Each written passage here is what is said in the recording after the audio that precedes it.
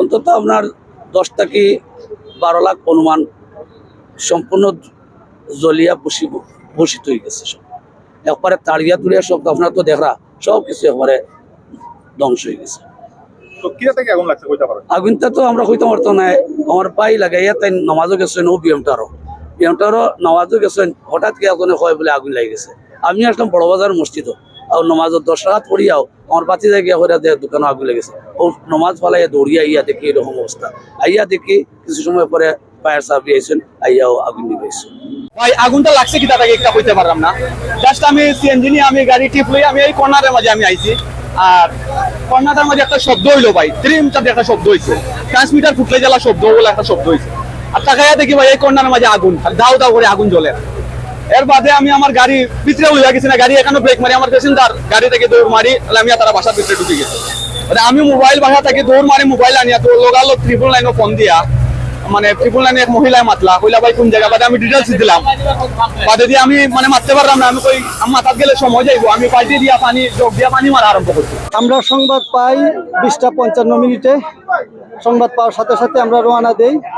কিন্তু আপনারা জানেন ঈদের মৌসুম, এখন আমরা একেবারে বন্দর থেকে হয়ে জিন্দাবাজার থেকে চৌহাট্টা মোড় থেকে ধরে এবং আম্বরখানা মোড় পর্যন্ত প্রচুর জ্যাম ছিল। মানুষ আমাদেরকে বা আমাদের গাড়ির সামনে থেকে রিক্সাগুলাকে ওয়াশ দিয়ে দিয়ে সরিয়ে সরিয়ে আমাদেরকে রাস্তা ক্লিয়ার করে দিচ্ছে। তারপরে আমরা ইনশাল্লাহ আইসা আগুন আমরা যে পাইছি, আমরা দ্রুত আগুনকে অ্যাটাক করি যাতে আগুনটা আর বৃদ্ধি না পায়। চতুর্দিকে অ্যাটাক করে দিয়ে আমরা আগুনটা নির্বাপন করে ফেলি ইনশাল্লাহ। আর এই যে দোকানের মধ্যে ছিল আগুন, সেই দোকানের মধ্যে সীমাবদ্ধ ছিল, বাইরে আগুনটা বিস্তার লাভ করতে পারে। কয়টা দোকান ছিল?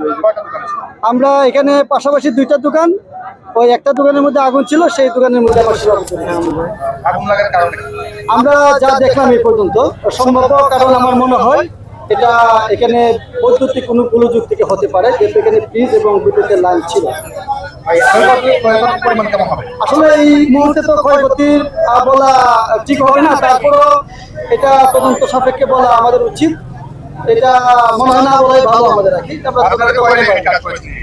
আমাদের 2টা ইউনিট এখানে কাজ করছে। গ্রোসারি শপ, ভুসিমালের দোকান। তো এটি দোকান বন্ধ ছিল, বাইরের থেকে তালা ছিল আর কি। তো এবং সময়টুকু ছিল নামাজের সময়। সঙ্গত কারণে কেউ কিছু বোঝার আগেই ভিতরে প্রচন্ড আওয়াজ হয়েছিল এবং আওয়াজের কারণে মানে এক্সপ্লোশন যেটা হয়েছে সেটা ভিতরে হয়েছে। আই থিঙ্ক মানে ফায়ার ব্রিগেডের যারা এসেছিলেন ওনাদের বক্তব্য হচ্ছে শর্ট সার্কিট থেকে আগুনটি লেগেছে। এটি আসলে আমার কাছে মনে হয়েছে গতকালকেও একটা বাড়িতে আগুন লেগেছে, আপনারা নিশ্চয়ই দেখেছেন, আমি গিয়েছিলাম সেখানে। এটি আসলে অনেকটাই নিজেদের অসতর্কতার কারণে হয়ে থাকে। আমার আহ্বান থাকবে, অনুরোধ থাকবে, আজকে যে দোকানটি পুড়ে গেল এটি একজন মানে দোকানের মালিক যিনি, এটি তার সবকিছু ছিল। দোকানের ভিতরে যতগুলো মানে দ্রব্য ছিল, মাল ছিল, প্রত্যেকটা জিনিসই পুড়ে ছাই হয়ে গিয়েছে।